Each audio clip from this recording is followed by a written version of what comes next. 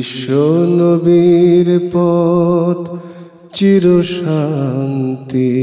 পথ, অশান্ত বিশ্বে তুমি রহমত, এসো তাই মেধা মননে জেনে নি।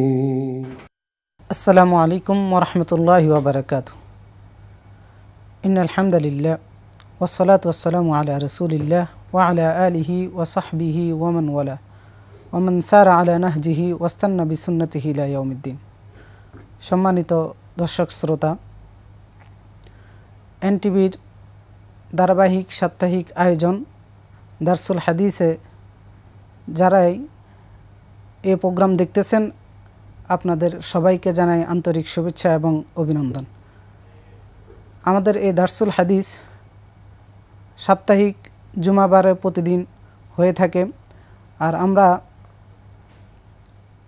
একটি বিখ্যাত গ্রন্থ যা ইমাম মুহিউদ্দিন ইয়াহিয়া আন-নববী রাহিমাহুল্লাহ তিনি রচনা করেছেন, তার বিখ্যাত গ্রন্থ রিয়াদুস সালিহিনের বিভিন্ন অনুচ্ছেদ থেকে আমরা আলোচনা করে থাকি।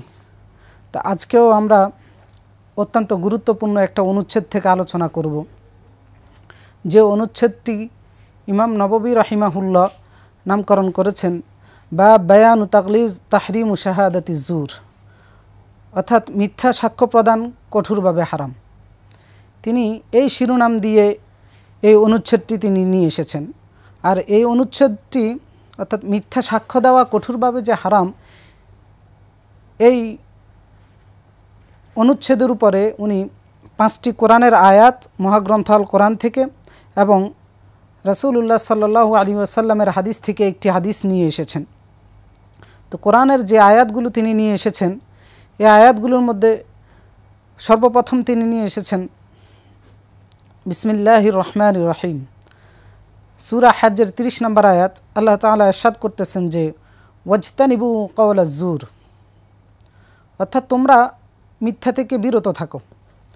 এরপরে সূরা বনী ইসরাঈলের 36 নম্বর আয়াত, আল্লাহ তাআলা বলতেছেন লা তাকফু মা লাইসা লাকা বিহি ইলম, যে বিষয়ে তোমার কোনো ইলম নাই, তোমার জানা নেই, সেই বিষয়ের পিছনে লেগে থেকো না।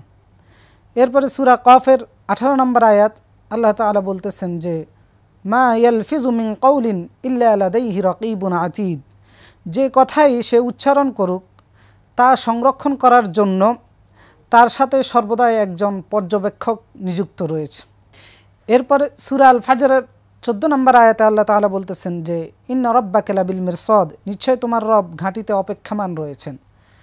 এরপরে সূরা ফুরকানের 72 নম্বর আয়াত নিয়ে এসেছেন তিনি এই বিষয়টির উপর যে ওয়াল্লাযীনা লা ইয়াশহাদুনা আয-যুর, অর্থাৎ রহমানের প্রিয় বান্দা যারা, তারা মিথ্যার সাক্ষী দেয় না বা মিথ্যার সাক্ষ্য হয় না। এরপর একটি হাদিস নিয়ে এসেছেন, যে হাদিসটি সহিহ বুখারীর 6273 নম্বর এবং সহিহ মুসলিমের 87 নম্বরে এই হাদিসটি এসেছে। আবি বকরা রাদিয়াল্লাহু তাআলা আনহু থেকে বর্ণিত, আল্লাহ রাসূল সাল্লাল্লাহু আলাইহি ওয়াসাল্লাম বলতেছেন যে আলা উনাব্বিউকুম বিআকবারিল কাবাইর, আমি কি তোমাদেরকে জানাবো না সবচেয়ে বড় মহা অপরাধ কোনগুলো? তখন সাহাবায়ে কেরাম বললেন যে বালা ইয়া রাসূলুল্লাহ, অবশ্যই ইয়া রাসূলুল্লাহ, আপনি আমাদেরকে জানাবেন। তখন আল্লাহ রাসূল সাল্লাল্লাহু আলাইহি ওয়াসাল্লাম বললেন যে সবচেয়ে বড় অপরাধগুলোর বিবরণ আল্লাহ রাসূল সাল্লাল্লাহু আলাইহি ওয়াসাল্লাম দিচ্ছেন। যে 1 নম্বর হচ্ছে আল ইশরাক বিল্লাহ, প্রথম হচ্ছে যে আল্লাহর সাথে অংশীদারিত্ব স্থাপন করা। 2 নম্বর হচ্ছে উকুকুল ওয়ালিদাইন, পিতামাতার অবাধ্য হওয়া, পিতামাতার আনুগত্য না করা সৎকর্মের ক্ষেত্রে, পিতামাতার সাথে সদাচরণ না করা, তাদের সেবা যত্ন না করা। ওয়াকানা মুত্তাকিআন ফাজালাসা, আল্লাহ রাসূল সাল্লাল্লাহু আলাইহি ওয়াসাল্লাম এই কথাগুলো হেলান দিয়ে বসে বসে তিনি বলতেছিলেন। হঠাৎ করে আল্লাহ রাসূল সাল্লাল্লাহু আলাইহি ওয়াসাল্লাম হেলান থেকে উঠে আল্লাহ রাসূল বললেন যে আলা সাবধান ওয়া কাউলুজ জুর, সবচেয়ে বড় একটি অপরাধ হচ্ছে যে মিথ্যা বলা। এই কথাটা আল্লাহ রাসূল বারবার রিপিট করতেছিলেন। ফামা জালা ইউকাররিরু হাত্তা, অর্থাৎ আল্লাহ রাসূল বারবার এই কথাটা রিপিট করতেছিলেন। সাহাবায়ে কেরাম বলতেছেন যে লাইতা সাকাত, আমরা আশা করতেছিলাম যে আল্লাহ রাসূল যদি চুপ করে যেতেন, চুপ হয়ে যেতেন। অর্থাৎ মিথ্যা বলাটা যে এত বেশি বা এত জঘন্য অপরাধ আল্লাহ রাসূল বারবার রিপিট করতেছিলেন, আর সাহাবায়ে কেরাম তার রিপিট বা তার পুনরাবৃত্তি দেখে সাহাবায়ে কেরাম কামনা করতেছিলেন যে আল্লাহ রাসূল যদি চুপ হয়ে যেতেন। তো এই অধ্যায়ের মধ্যে তিনি যে কোরআনের আয়াতগুলো নিয়ে এসেছেন বা পবিত্র হাদিস শরীফ থেকে যে হাদিসখানা নিয়ে এসেছেন, এই হাদিসগুলো দ্বারা এবং এই আয়াতগুলো দ্বারা যে বিষয়টা আমাদেরকে বোঝানোর জন্য তিনি শিরোনাম দিয়েছেন সেটা হচ্ছে যে মিথ্যা সাক্ষ্য প্রদান করা কঠিনভাবে হারাম করা হয়েছে। তো মিথ্যা আমরা সকলেই জানি যে মিথ্যার ভয়াবহতা আমাদের সকলেরই জানা আছে, এবং মিথ্যা যে যা ধর্ম নির্বিশেষে, যা ধর্ম বর্ণ নির্বিশেষে সকলের কাছেই একটি গর্হিত এবং নিকৃষ্ট চরিত্র হচ্ছে মিথ্যার আশ্রয় নেওয়া। আর এটা আমাদের কাছে দিবালোকের নেই স্পষ্ট যে মিথ্যা একজন ব্যক্তির ব্যক্তিত্ব নষ্ট করে দেয়, সামাজিক সম্পর্ক নষ্ট করে দেয়, ব্যক্তিগত সম্পর্ক নষ্ট করে দেয়, এরপরে সামাজিক সম্পর্কগুলো, বন্ধনগুলো আমাদের মধ্য থেকে, সুসম্পর্কগুলো আমাদের মধ্য থেকে দূর করে দেয় মিথ্যা। তো সেজন্য একজন মুমিনের বা মুসলিমের মিথ্যার সাথে দূরতম কোনো সম্পর্কও থাকতে পারে না। আর মিথ্যাকে বলা হয়ে থাকে যে সকল পাপের মূল বা সকল পাপের জননী হচ্ছে মিথ্যা। কারণ আল্লাহ রাসূল সাল্লাল্লাহু আলাইহি ওয়াসাল্লাম সহিহ বুখারীর আরেকটি হাদিস 6094 নম্বর হাদিসে আল্লাহ রাসূল সাল্লাল্লাহু আলাইহি ওয়াসাল্লাম বলতেছেন, আব্দুল্লাহ ইবনে মাসউদ রাদিয়াল্লাহু তাআলা আনহু থেকে বর্ণিত, মিথ্যা যে সকল পাপের মূল এবং মিথ্যার পরিণতি যে অত্যন্ত জঘন্য হয়, আল্লাহ রাসূল এই হাদিসের মধ্যে বলেছেন যে আল্লাহ রাসূল বলতেছেন যে আলাইকুম বিসিদক, তোমাদের দায়িত্ব, তোমাদের কর্তব্য হচ্ছে সত্যের উপর অবিচল থাকা, অর্থাৎ সত্য বলা, সত্যের সাথে থাকা। থাকলে কি হবে? ফাইন্না সিদকা ইয়াহদি ইলাল বির, তাহলে সত্য তোমাদেরকে কল্যাণের দিকে নিয়ে যাবে, নেকির দিকে নিয়ে যাবে। ওয়া ইন্নাল বিররা ইয়াহদি ইলাল ফুজুর ইলাল জান্নাহ, আর নেকগুলো, কল্যাণ কাজগুলো তোমাদেরকে জান্নাতের দিকে নিয়ে যাবে। সুবহানাল্লাহ। মানে এখানে সত্যের যে চূড়ান্ত পরিণতি আল্লাহ তাআলা, আল্লাহ রাসূল সাল্লাল্লাহু আলাইহি সাল্লাম এই হাদিসে দেখিয়ে দিয়েছেন। আর সেটার জন্য আল্লাহ রাসূল বলতেছেন যে সত্যের উপর অবিচল থাকার জন্য, সত্য বলার জন্য। ওয়ালা ইয়াজালুর রাজুল ইয়াসদুকু ওয়া ইয়াতাহাররা সিদক হাত্তা ইয়াকতুবা ইনদাল্লাহি সিদ্দিকান, কোনো ব্যক্তি যদি সত্যের সাথে থাকে, সর্বদাই সত্য কথা বলে এবং সত্যের প্রতি প্রতিষ্ঠিত থাকে, আল্লাহ রাসূল বলতেছেন যে হাত্তা ইয়াকতুবা ইনদাল্লাহি সিদ্দিকান, তাকে আল্লাহর দরবারে বা আল্লাহর নিকট সিদ্দিক হিসেবে লিপিবদ্ধ করা হয়। এরপরে আল্লাহ রাসূল মিথ্যার পরিণতির কথা বলতেছেন যে ইয়াকুম ওয়াল কিযব, তোমাদের কর্তব্য হচ্ছে মিথ্যা থেকে বিরত থাকা, মিথ্যা থেকে দূরে থাকা। কারণ ফাইনাল কিযবা ইয়াহদি ইলাল ফুজুর, কারণ মিথ্যা মানুষকে পাপের দিকে নিয়ে যায়, মিথ্যা মানুষকে গর্হিত কাজের দিকে নিয়ে যায়। ওয়াইনাল ফুজুর ইয়াহদি ইলান নার, আর এই পাপগুলোই মানুষকে জাহান্নামের দিকে নিয়ে যায়। তার মানে মিথ্যার চূড়ান্ত পরিণতি হচ্ছে জাহান্নাম। ওয়ালা ইয়াজালুর রাজুল ইয়াকযিব ওয়া ইয়াতাহাররাল কিযব হাত্তা ইউকতুব ইনদাল্লাহি কাযাবান, কোনো ব্যক্তি যদি সর্বদাই মিথ্যা বলে, মিথ্যার সাথে থাকে, তাহলে আল্লাহর কাছে তাকে মিথ্যুক হিসাবে, মহামিথ্যুক হিসাবে আল্লাহর কাছে তাকে লিপিবদ্ধ করা হয়। তো এই হাদিস থেকেও আমরা ইমাম নববী রাহিমাহুল্লাহ যে শিরোনামে এই অধ্যায়টি নিয়ে এসেছেন, এই হাদিসের মধ্যেও আমরা এই শিরোনামের বা মিথ্যার পরিণতি সম্পর্কে জানতে পারলাম। এছাড়াও যদি আমরা কোরআনের এবং হাদিসের দিকে আরও তাকাই, মিথ্যার আরও অনেক বড় ধরনের পরিণতির কথা কোরআন এবং হাদিসের মধ্যে এসেছে। যেমন মিথ্যাবাদী জালেম, আর এই জালেম মিথ্যুকদেরকে আল্লাহ রাব্বুল আলামিন কখনো সফল হতে দেন না। আল্লাহ তাআলা সূরা আনআমের 21 নম্বর আয়াতে বলেছেন যে ওয়ামান আযলামু মিম্মান ইফতারা আলাল্লাহি কাযিবান আও কাযযাবা বিআয়াতি, যে তার চেয়ে বড় জালেম আর কে আছে যে আল্লাহর উপর মিথ্যা অপবাদ দেয়, আল্লাহর আয়াতকে মিথ্যা প্রতিপন্ন করে। ইন্নাহু লা ইউফলিহুজ জালিমুন, এই জালেমদেরকে আল্লাহ তাআলা কখনো সফল হতে দেন না। তার মানে মিথ্যার মাধ্যমে কেউ কখনো সফল হতে পারবে না, আল্লাহই তাকে সফল হতে দেন না। আর এদেরকে আল্লাহ রাব্বুল আলামিন বলতেছেন জালেম। আর ইমানদার কখনো মিথ্যা বলতেই পারে না, ইমানদারের সাথে মিথ্যার কোনো সম্পর্কই থাকতে পারে না। আল্লাহ তাআলা সূরা আন-নাহলের 105 নম্বর আয়াতে বলেছেন ইন্নামা ইফতারিল কাযিব আল্লাযীনা লা ইউমিনুন, মিথ্যা শুধু তাদের পক্ষেই বলা সম্ভব যাদের ঈমান নাই। সুতরাং ঈমানদারের কোনো সম্পর্ক মিথ্যার সাথে থাকতে পারে না। এরপর আরেক জায়গায় আল্লাহ তাআলা বলতেছেন যে মিথ্যুক কখনো মুমিন হতে পারে না, মুনাফিকরাই হচ্ছে মিথ্যুক। আল্লাহ তাআলা সূরা ফুরকানের প্রথম আয়াতে বলতেছেন যে ওয়াল্লাহু ইয়াশহাদ ইন্নাল মুনাফিকিনা লাকাযিবুন, আল্লাহ সাক্ষী দিচ্ছেন যে নিশ্চয়ই মুনাফিকরাই হচ্ছে মিথ্যুক। এখন বিকাশ অ্যাপেই পাবেন দেশের প্রথম ডিজিটাল লোন। তার মানে মিথ্যা এটা একটা চরিত্র, আর এই চরিত্র ধারণ করে মুনাফিকরা। মুমিনের মধ্যে কখনো মিথ্যার চরিত্র থাকতে পারে না, সেটা কথার বলার ক্ষেত্রে অথবা সাক্ষী দেওয়ার ক্ষেত্রে, যে কোনো ক্ষেত্রে মিথ্যার আশ্রয় কখনো মুমিন নিতে পারে না। এরপরে মিথ্যাবাদী চরম পাপিষ্ট, তার জন্য আল্লাহ তাআলা বলেছেন ধ্বংস রয়েছে, দুনিয়াতেও ধ্বংস আখিরাতেও ধ্বংস রয়েছে। সূরা জাথিয়ার 7 নম্বর আয়াতে আল্লাহ তাআলা বলতেছেন ওয়াইলুল লিকুল্লি আফাকিন আথিম, ধ্বংস ওই সমস্ত চরম পাপিষ্ট এবং মিথ্যুকদের জন্য, তাদের জন্য রয়েছে ওয়াইল। আর ওয়াইল হচ্ছে জাহান্নামের একটা গর্ত, যে গর্তের মধ্যে কাউকে নিক্ষেপ করা হলে সেই গর্তের তলানিতে পৌঁছতে এক বর্ণনায় এসেছে 40 বছর, আবার আরেক বর্ণনায় এসেছে 70 বছর সময় লাগবে। তো এই শাস্তি আল্লাহ তাআলা মিথ্যুকদের জন্য রেখে দিয়েছেন। আর আল্লাহ তাআলা মিথ্যুকরা সীমা লঙ্ঘনকারী, মিথ্যুকদেরকে আল্লাহ রাব্বুল আলামিন হেদায়েত থেকেও বঞ্চিত করে দেন, হেদায়েতের রাস্তা তাদের জন্য দেখিয়ে দেন না। আল্লাহ তাআলা সূরা মুমিনুনের 28 নম্বর আয়াতে বলতেছেন যে ইন্নাল্লাহা লা ইয়াহদি মান হুয়া মুসরিফুন কাযযাব, আল্লাহ তাআলা সীমা লঙ্ঘনকারী মিথ্যুককে কখনো হেদায়েত দান করেন না। তো আল্লাহ তাআলা মিথ্যুকদেরকে হেদায়েত থেকে বঞ্চিত করে দেন।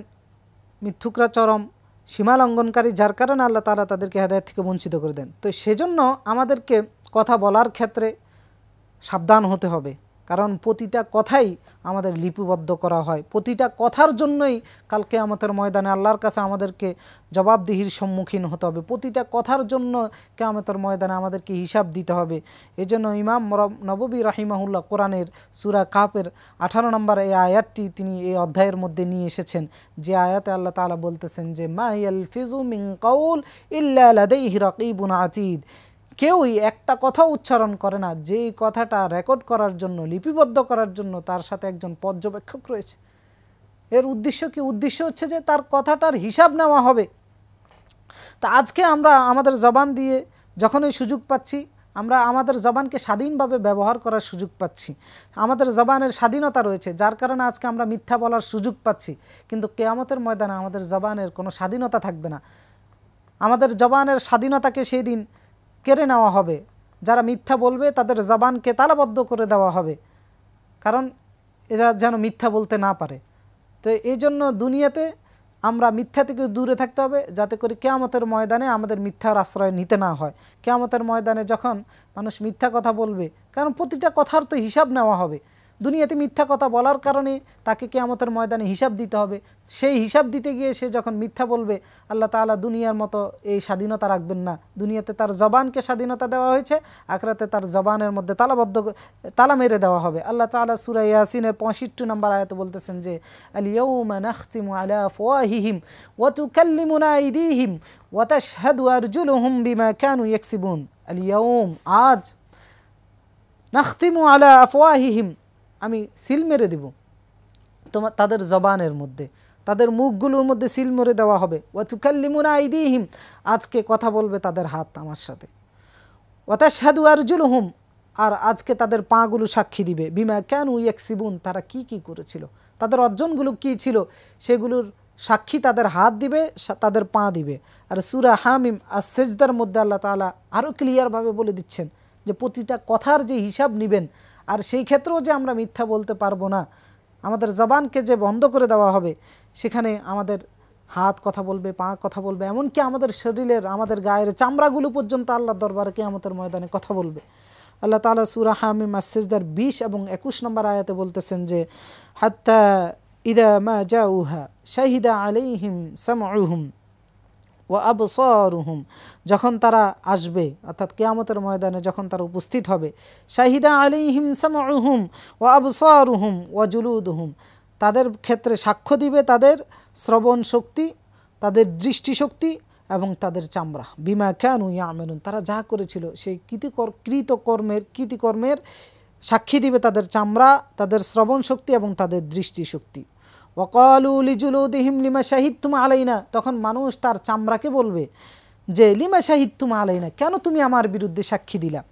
তখন এই চামড়াগুলো তখন বলবে ক্বালু আনতাকানাল্লাহুল্লাযী আনতাকা কুল্লা শাই, আজকে আমাদের জবান আল্লাহ তাআলা খুলে দিয়েছেন, যিনি সকল কিছুকেই কথা বলার স্বাধীনতা দিয়েছিলেন বা কথা বলার শক্তি যিনি দান করেছিলেন, তিনি আজকে আমাদের জবান খুলে দিয়েছেন।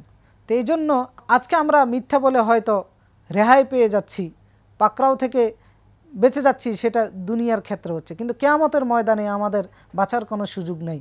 কিয়ামতের ময়দানে আমার এই মিথ্যা কথা বলা বা মিথ্যা সাক্ষী দেওয়ার কারণে আমার হাত পা, আমার গায়ের চামড়াও আমার বিরুদ্ধে সাক্ষী দিবে। সুতরাং সেই কঠিন বিপদ থেকে বাঁচার জন্য আমাদেরকে মিথ্যা থেকে বিরত থাকা উচিত, মিথ্যা সাক্ষ্য দেওয়া থেকেও বিরত থাকা উচিত, এবং মিথ্যার সাথে কোনো সম্পর্কই আমাদের রাখা উচিত নয়। অনেক সময় দেখা যায় যে আমরা এই হাসির স্থলে বা মানুষকে হাসানোর জন্য মিথ্যা কথা বলে থাকি, তো এটা আরও জঘন্য অপরাধ। মানুষকে হাসানোর জন্য কোনোভাবেই মিথ্যা বলা যাবে না। অনেক সময় কাউকে কৌতুক হিসেবে বিভিন্ন জায়গায় বা বিভিন্ন মজলিসে কয়েকজন একসাথ হলে দেখা যায় যে কৌতুক করতে গিয়ে পাশে যিনি থাকে ওনাকে হাসানোর জন্য বা দর্শক যারা থাকে ওদেরকে হাসানোর জন্য আমরা মিথ্যা বলে থাকি। তো আমাদের যারা প্রিয় দর্শক শ্রোতা যারা রয়েছেন তাদের সকলের প্রতি আমাদের অনুরোধ থাকবে, বা আজকের এই আলোচনা থেকে অনুরোধ থাকবে যে হাসির স্থলেও যেন কেউ আমরা মিথ্যার আশ্রয় না নিই, কারণ এটার জন্য আমাদের কঠিন পরিণতি ভোগ করতে হবে। আল্লাহ রসুল সাল্লাল্লাহু আলাইহি ওয়াসাল্লাম সহিহ তিরমিজির 2315 নম্বর হাদিস, আল্লাহ রসুল বলতেছেন যে ওয়াইলুল লিল্লাযী ইউহাদ্দিসু বিল হাদিস লিইউদহিকা বিহি আল কওম ফায়াকযিব ওয়াইলুন লাহু। ধ্বংস হচ্ছে ওই ব্যক্তির জন্য যে মিথ্যা বলে থাকে মানুষকে, কোনো কওমকে বা কোনো গোষ্ঠীকে হাসানোর জন্য, অথবা মিথ্যা বলে থাকে ওয়াইলুন লাহু, ধ্বংস তার জন্য। সুতরাং আমরা চাই না আমাদের দুনিয়া ধ্বংস হোক, আখিরাতও ধ্বংস হোক। সেজন্য খেলার স্থলে বা তামাশার স্থলে বা আলাপচারিতার স্থলেও আমাদের মিথ্যা বলা থেকে দূরে থাকা উচিত। আর সাক্ষী দেওয়ার ক্ষেত্রে মিথ্যা বলা সেটা তো আরও বড় ধরনের অপরাধ, সেটা আরও অনেক বড় ধরনের অপরাধ। তো এই জন্য আলী রাদিয়াল্লাহু তাআলা আনহু বলতেন যে আ'যামুল খাতায়া ইনদাল্লাহ আল-লিসানুল কাযুব, বড় ধরনের মহাপাপ বা মহা অপরাধ হচ্ছে আল্লাহর কাছে সেটা হচ্ছে যে জবান মিথ্যার আশ্রয় নেয়। ওয়াশারুন নাদামাতু ইয়াউমুল কিয়ামা, আর সবচেয়ে বড় ক্ষতিগ্রস্ত আফসোসের দিন হচ্ছে কিয়ামতের দিন। অর্থাৎ যে জবান মিথ্যার আশ্রয় নিবে এই জবানকে কিয়ামতের দিন আফসোসের কারণ হবে, তার মিথ্যা কিয়ামতের দিন তাকে ক্ষতিগ্রস্ত করবে, তার মিথ্যা কিয়ামতের দিন তাকে হতাশাগ্রস্ত করবে। এজন্য মিথ্যা থেকে আমাদেরকে বেঁচে থাকার উচিত। আর মিথ্যা থেকে বেঁচে থাকার জন্য আল্লাহ তাআলা একজন মুমিনের বা মুসলিমের যেন মিথ্যার সাথে প্রত্যক্ষ সম্পর্ক তো দূরে থাকে, পরোক্ষভাবেও যেন কোনো সম্পর্ক না থাকে। এই জন্য আল্লাহ তাআলা আমাদেরকে অনেকগুলো নীতিমালা দিয়েছেন কথা বলার ক্ষেত্রে, জবান ব্যবহার করার ক্ষেত্রে, জবানের নিরাপত্তা যেন আমরা রাখতে পারি সেজন্য অনেকগুলো দিক নির্দেশনা কোরআন এবং হাদিসের মধ্যে আমাদেরকে দিয়েছেন, যাতে করে একজন মুমিনের মিথ্যার সাথে দূরতম সম্পর্কও না থাকে। তো সেই নির্দেশনাগুলোর মধ্যে হচ্ছে যেমন যেখানে সেখানে মন্তব্য না করা, যে কোনো বিষয়ে মন্তব্য করে না বসা, যার কারণে ইমাম নববী রাহিমাহুল্লাহ মিথ্যার সাথে যেন একজন মুমিনের দূরতম সম্পর্ক না থাকে সেজন্য তিনি এই আয়াতটি এই অধ্যায়ের মধ্যে নিয়ে এসেছেন। যে আয়াতটি সূরা বনী ইসরাঈলের 36 নম্বর আয়াত, যে আল্লাহ তাআলা বলতেছেন যে ওয়ালা তাকফু মা লাইসা লাকা বিহি ইলম, যে বিষয়ে তোমার জানাশোনা নাই সেই বিষয়ের পিছনে লেগে থাকো না, সেই বিষয়ে তোমার কোনো অবস্থান, সেই বিষয়ে তোমার কোনো কমেন্ট থাকবে না। কারণ ইন্নাস সামআ ওয়াল বাসারা ওয়াল ফুয়াদা কুল্লু উলাইকা কানা আনহু মাসউলা, শ্রবণ শক্তি, দৃষ্টিশক্তি, অন্তর সব কিছুর জন্যই আল্লাহ তাআলার কাছে জবাবদিহি করতে হবে। এই জন্য মিথ্যা থেকে বেঁচে থাকার জন্য যত্রতত্র কমেন্ট করা বা মন্তব্য করা থেকে আমাদেরকে বিরত থাকার নির্দেশনা দেওয়া হয়েছে। এরপরে আরও একটি নির্দেশনা দেওয়া হয়েছে যাতে করে একজন মুমিনের মিথ্যার সাথে কোনো দূরতম সম্পর্ক না থাকে, সেটা হচ্ছে যে ধারণা থেকে দূরে থাকা। কারণ অনেক মিথ্যার জন্মই ধারণা থেকে হয়ে থাকে, সেজন্য ধারণা থেকেও আল্লাহ তাআলা দূরে থাকার জন্য আমাদেরকে নির্দেশ দিয়েছেন। সূরা হুজরাতের 12 নম্বর আয়াতে আল্লাহ তাআলা বলতেছেন ইয়া আইয়ুহাল্লাযীনা আমানু ইজতানিবু কাসীরাম মিনাজ-যন, হে ঈমানদারগণ তোমরা ধারণা থেকে দূরে থাকো, অধিক পরিমাণে ধারণা থেকে তোমরা দূরে থাকো। কারণ ইন্না বা'দাজ-যন্নি ইসমুন, কারণ ধারণা পাপের রাস্তা খুলে দেয়, ধারণাগুলো কিছু কিছু ধারণা পাপের হয়ে থাকে। তো সেজন্য আল্লাহ রাসূল সাল্লাল্লাহু আলাইহি সাল্লাম সহিহ তিরমিজির 2518 নম্বর হাদিসে বলতেছেন যে ধারণা থেকে মিথ্যার উদ্ভবগুলো হয়। আল্লাহ রাসূল এই হাদিসে এসে বলতেছেন যে ফাইন্না সিদকা তুমানিনাতুন, অর্থাৎ সত্য মানুষকে প্রশান্তি এনে দেয়, স্বস্তি এনে দেয়। ওয়াইন্নাল কিযবা রিবাতুন, আর মিথ্যা মানুষের মধ্যে সন্দেহের তৈরি করে, ধারণার তৈরি করে। তো এই জন্য মিথ্যা থেকে বাঁচার জন্য অধিক পরিমাণে ধারণা থেকেও আমাদেরকে বিরত থাকতে হবে। এরপরে আবার আরও একটি নির্দেশনা দেওয়া হয়েছে যে মিথ্যা থেকে দূরে থাকার জন্য, সেটাও সূরা হুজরাতের মধ্যে আল্লাহ তাআলা দিয়েছেন যে কোনো কিছু বলার ক্ষেত্রে বা কারো কাছ থেকে কোনো খবর পাওয়ার পরে সেটা যেন আমরা যাচাই বাছাই করে নিই। আল্লাহ তাআলা বলতেছেন যে ইয়া আইয়ুহাল্লাযীনা আমানু ইন জাআকুম ফাসিকুম বিনাবাইন ফাতাবাইয়ানু, যদি কোনো ফাসিক বা পাপিষ্ঠ ব্যক্তি তোমাদের কাছে কোনো খবর নিয়ে আসে তাহলে তোমরা ফাতাবাইয়ানু অনুসন্ধান করে নিবে, যাচাই বাছাই করে নিবে যে তার কথাটা সত্য কিনা। এরপর আরেকটি নীতিমালা দেওয়া হয়েছে কথা বলার ক্ষেত্রে, যাতে করে মিথ্যার আশ্রয় বা মিথ্যা সাক্ষী যেন আমরা না হই, সেক্ষেত্রে কথা বলার ক্ষেত্রে আরও একটি নীতিমালা আল্লাহ রাসূল সাল্লাল্লাহু আলাইহি সাল্লাম দিয়েছেন। সহিহ তিরমিজির 2501 নম্বর হাদিস, যে মান সামাতা নাজা, চুপ থাকা। চুপ থাকার নীতির মাধ্যমে মানুষ অনেক মিথ্যা থেকে বেঁচে যেতে পারে। যার কারণে আল্লাহ রাসূল বলছেন মান সামাতা নাজা, যে চুপ থাকলো সে নাজাত পেল। এরপরে কথা বলার ক্ষেত্রে আদল এবং ইনসাফ করে কথাবার্তা বলা। আল্লাহ তাআলা কোরআনে সূরা আনআমের 152 নম্বর আয়াতে বলতেছেন ওয়াইদা কুলতুম ফাআদিলু, যখন তোমরা কথা বলবা আদল এবং ইনসাফ করে কথা বলবা। ওয়ালাউ কানা দা কুরবা, নিকট আত্মীয় হলেও, অর্থাৎ নিকট আত্মীয় হলেও ইনসাফের কথাই আমাদেরকে বলতে হবে, মিথ্যার আশ্রয় নেওয়া যাবে না। এরপরে জবানের হেফাজত করার ব্যাপারে আল্লাহ রাসূল সাল্লাল্লাহু আলাইহি সাল্লাম বলেছেন মান ইয়াদমান লি মা বাইনা লিহিয়াইহি ওয়া মা বাইনা রিজলাইহি, যে তার লেহিয়া অর্থাৎ দাড়ির মাঝখানে যে এটা রয়েছে অর্থাৎ জবানের হেফাজত করবে এবং দুই রানের মাঝখানে অর্থাৎ লিঙ্গস্থানের হেফাজত করবে, আদমান লাহুল জান্নাহ, আমি তার জান্নাতের জিম্মাদার হয়ে যাব। এরপরে সর্বশেষ আমরা যে বিষয়টা বলবো যে মিথ্যা থেকে দূরে থাকার জন্য, অধিকাংশ মিথ্যা যেভাবে হয়ে থাকে সেটা হচ্ছে যে শোনা কথা বলে বেড়ানো।